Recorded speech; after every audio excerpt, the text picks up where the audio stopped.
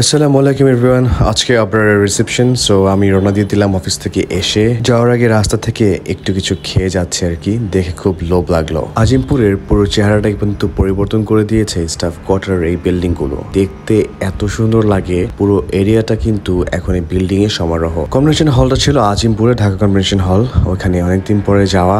এখন যেহেতু চাকরি করি তাই আর ফটোগ্রাফি বা অন্যান্য কোনো কাজের সাথে সম্পৃক্ত নাই। আগে আমরা একসাথে অনেক ঘুরতাম এবং অনেক কাজ করতাম। আমাদের কাজগুলো কিন্তু খুব ইন্টারেস্টিং ছিল, অনেক কষ্ট হতো যদিও, তারপরেও আমরা একসাথে অনেক এনজয় করতাম। তো ফাহিমের সাথে অনেকদিন পরে দেখা হলো, এখন আবরারের সাথে একটু সময় পেয়েছি, ছবি তুলে ফেললাম। ফাহিমকে একটি স্পেশাল দায়িত্ব দেওয়া হয়েছিল খাবার টেবিলের সামনে, এবং সে তার দায়িত্ব কিন্তু ঠিকঠাক ভাবে পালন করছিল। যাই হোক, আমি তাকে মনিটরিং করছিলাম এবং আমি নিজেও কিন্তু এই দায়িত্বতে কিছুটা পার্টিসিপেট করেছি আর কি। আবরার বলেছিল যে তোমরা একটু খেয়াল রেখো। ওর কথা অনুযায়ী আমরা কয়েকজন মিলে সেখানে টেবিলগুলোর খেয়াল রাখছিলাম, এবং এটা একটা গুরুত্বপূর্ণ দায়িত্ব, বিকজ অনেকেই বাড়ি থেকে গেস্ট আসে, যেন কোনো গেস্ট অসম্মান না হয়, সেই জন্য আমাদের এই দায়িত্বটা দেওয়া হয়েছিল আর কি। যাই হোক, আমরা আমাদের দায়িত্ব সম্পূর্ণভাবে পালন করেছিলাম এবং জাস্ট ফাহিমকে বলেছিলাম যে আমার একটু সুন্দর ভিডিও নাও আর কি।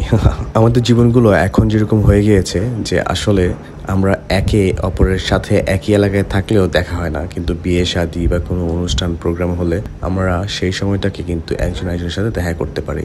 অনেকে অনেক দূর দূরান্ত থেকে এই বিয়ে শাদীগুলো অ্যাটেন্ড করতে আসে, কারণ এই বিয়ে শাদীতেই আপনার আত্মীয় স্বজন বন্ধু বান্ধব সবার সাথে দেখা হবে। কোনো প্রোগ্রামের সব থেকে রিস্কি জায়গা হচ্ছে এই জায়গাটা। আমি যখন এখানে বসছিলাম আমার জীবনে, আমার যে কি ভয় লেগেছিল, বিকজ এটা খুব ট্রান্সপারেন্ট একটা জায়গা এবং আমার কাছে এটা খুব কেমন যেন লাগে আর কি। তারপর থেকে আমি এই জায়গায় বসি না আর কি, অ্যাভয়েড করে চলি। গ্রুপ ফটো তোলার পালা। আমি একজনকে বলেছিলাম please take a video for us, and আমরা একসাথে, আমাদের টিম ছিল ফটো এক্সপ্রেস। তো তখন থেকে পরিচয়, এবং আবরারের প্রতি আমি খুবই কৃতজ্ঞ যে ও আমাকে একটা সুযোগ করে দিয়েছিল ওর টিমে কাজ করার জন্য, এবং আমরা খুব ভালো ভালো সময় একসাথে স্পেন্ড করেছি। অনেক অনেক রাত আমরা একসাথে বিভিন্ন বিভিন্ন স্পটে যেয়ে কাজ করেছি, এবং সেটা ছিল একটা অন্যরকম। সো অ্যাট দ্য এন্ড সবাই মিলে আমরা একসাথে ছবি টবি তুললাম আর কি, সেই স্মৃতিগুলো ধরে রাখার জন্য।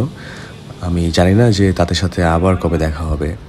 যাই হোক, আপনার নতুন জীবনে, যদিও সে কাবেন করেছে আগেই, তারপরেও যেহেতু অনুষ্ঠান এখন করেছে, তার থেকে বিদায় নিয়ে চলে যাচ্ছি বাসার দিকে, এবং তার জন্য এবং তার স্ত্রীর জন্য মন থেকে রইল দোয়া, তারা যেন সারা জীবন ভালো থাকে, একে অপরের সুখে দুঃখে পাশে থাকে এবং হ্যাপি থাকে।